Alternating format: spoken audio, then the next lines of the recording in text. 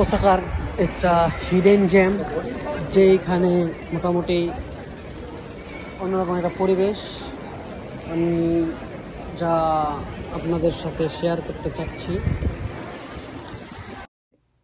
জায়গাটা ছিল খুবই চমৎকার। হঠাৎ করে যখন আমি নিচতলায় শপিং করতে যে 2 তলায় উঠি কিউরিসিটি থেকে, তখন দেখতে পারি যে গ্রামে, বাংলাদেশে গ্রামে যেমন সাপ্তাহিক একটা হাট বসে, ওই রকমই আর কি টাইপের একটা কিছু ছিল, হাট টাইপের বা মার্কেট বলা যায়।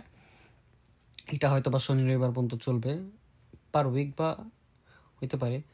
যখন আমি দেখতেছি, আমি এই পেন্টিংটার সামনে হিসাব প্রায় অনেকক্ষণ দাঁড়ায় থাকি, বিহাইন্ড দ্য ক্যামেরা আমি অনেকক্ষণ দেখতে থাকি। পেন্টিংটা খুব চমৎকার কাজ করে। পাশেও আরেকটা ছিল, জাপানিজ মেয়ে ছিল, তার কাছেও কিছু কালেকশন ছিল পেন্টিংয়ের।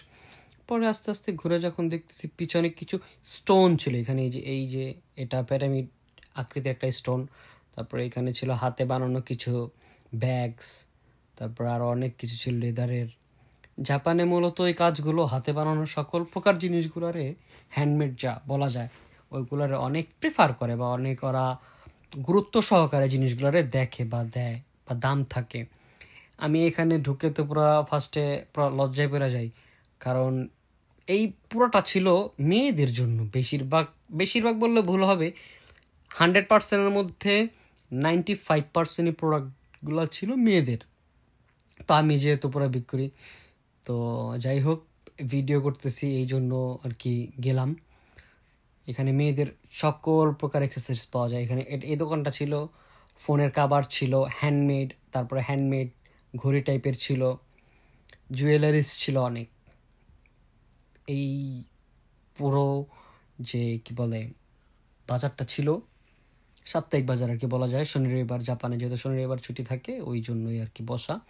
তো এখানে সব কিছু হ্যান্ডমেড আর সব কিছু মেয়েদের, খুব এক্সক্লুসিভ ছিল।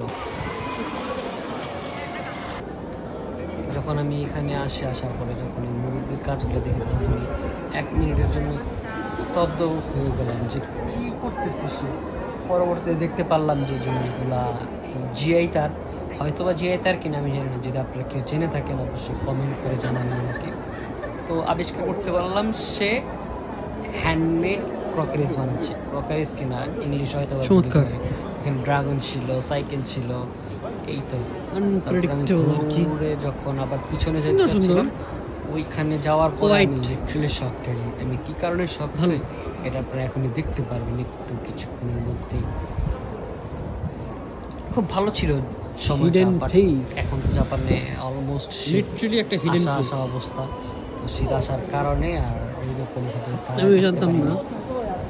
আমি মনে করলাম যে না একটু দেখা উচিত, আমি ভালো কি আছে এই জন্য আনএক্সপেক্টেড এই পেন্টিংটা দেখা আমি লিটারালি শক।